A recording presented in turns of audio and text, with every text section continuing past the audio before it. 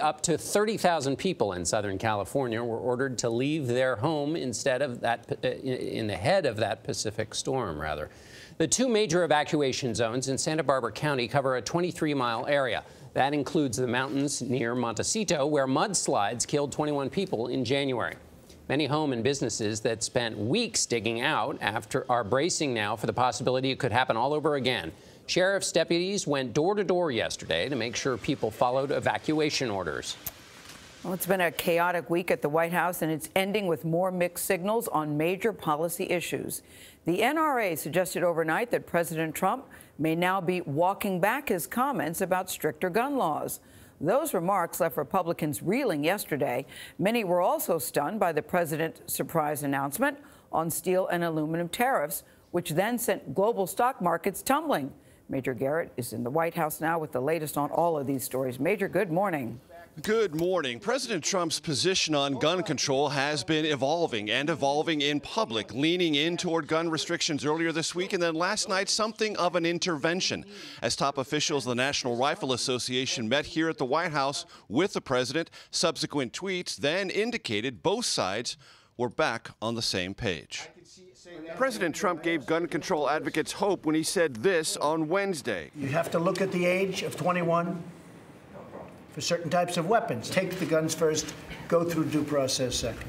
But last night, the NRA said Mr. Trump wanted the opposite. Following an Oval Office meeting, NRA executive lobbyist Chris Cox tweeted that Mr. Trump and Vice President Pence, quote, support strong due process and don't want gun control. An hour later, Mr. Trump tweeted that the meeting went great.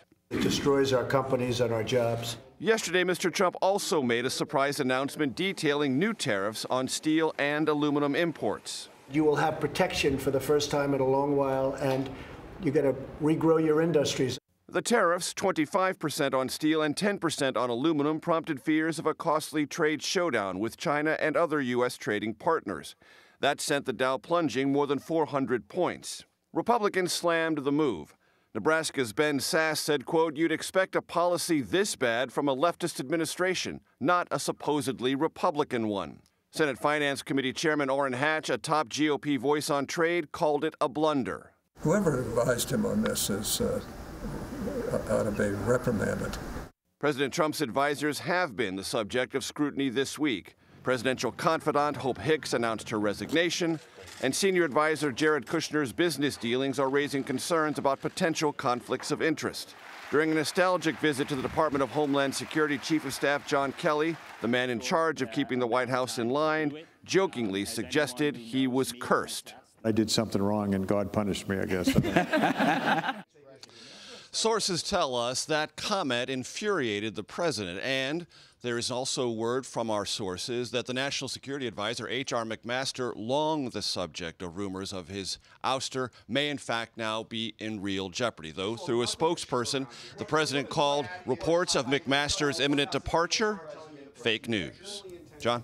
Major, thanks. Sounds like there's a little chaos there in the briefing room this morning. You know, what's interesting about this is not just questions of White House propriety. There is actually the operation of the White House when you have the chief of staff making that kind of joke, H.R. McMaster on the way out, uncertainty on gun policy, steel tariffs surprising part of the administration. This is the basic task of a White House, and it's still disordered this long into the administration. And this all happened in 1 week, John. That's right. Yes. That's right. So it's chaos theory in our executive branch. And that was okay at the beginning, but now it accumulates. It makes it very hard to run the railroad.